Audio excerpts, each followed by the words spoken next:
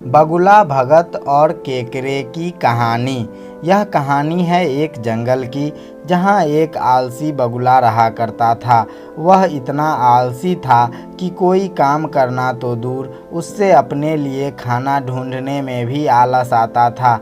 अपने इस आलस के कारण बगुला को कई बार पूरा पूरा दिन भूखा रहना पड़ता था। नदी के किनारे अपनी एक टांग पर खड़े केकरे दिन भर बगुला बिना मेहनत किए खाना पाने की युक्तियां सोचा करता था। एक बार की बात है, जब बगुला ऐसी ही कोई योजना बना रहा था और उसे एक आइडिया सूझा। तुरंत ही वह इस योजना को सफल करने में जुट गया।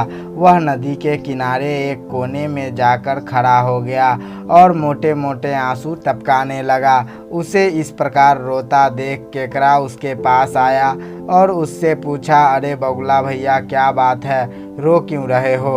उसकी बात सुनकर बगुला रोते रोते बोला, क्या बताऊं केकरे भाई, मुझे अपने किए पर बहुत पछतावा हो रहा है। अपनी भूख मिटाने के लिए मैंने आज तक न जाने कितने मछलियों को मारा है।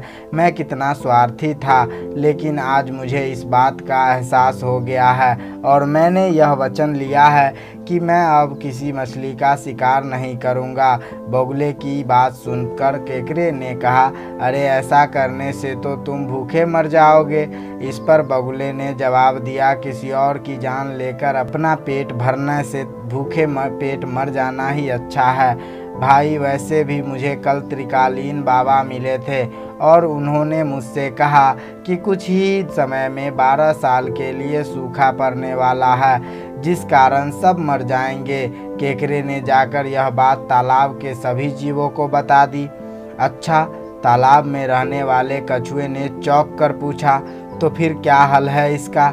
इस पर बगुले भगत ने कहा, यहाँ से कुछ कोस दूर एक तालाब है, हम सभी उस तालाब में जाकर रह सकते हैं। वहाँ का पानी कभी नहीं सूखता। मैं एक एक को अपनी पीठ पर बैठाकर वहाँ छोड़कर आ सकता हूँ। उसकी यह बात सुनकर सारे जानवर खुश हो गए। अगले दिन से बगुले ने अपनी पीठ पर एक एक जीव को ले जाना शुरू कर दिया। वह उन्हें नदी से कुछ दूर ले जाता और एक चट्टान पर ले जाकर मार डालता। कई बार वह एक बार में 2 जीव को ले जाता और भरपेट भोजन करता। उस चट्टान पर उस जीवों की हड्डियों का ढेर लगने लगा था। बगुला अपने मन में सोचा करता था कि दुनिया भी कैसी मूर्ख है, इतनी आसानी से मेरी बातों में आ गए। ऐसा कई दिनों तक चलता रहा। एक दिन केकरे ने बगुले से कहा, बगुला भैया, तुम हर रोज़ किसी न किसी को ले जाते हो, मेरा नंबर कब आएगा? तो बगुले ने कहा, ठीक है, आज तुम्हें ले चलता हूँ। यह कहकर उसने केकरे को अपनी पीठ पर बिठाकर उड़ चला। जब वो दोनों उस चट्टान के पास पहुँचे तो केकरे ने वहाँ अन्य जीवों की हड्डियाँ देखी और उसका दिमाग दौड़ पड़ा। उसने तुरंत बगुले से पूछा कि ये हड्डियाँ किसकी है और जलाशय कितना दूर है।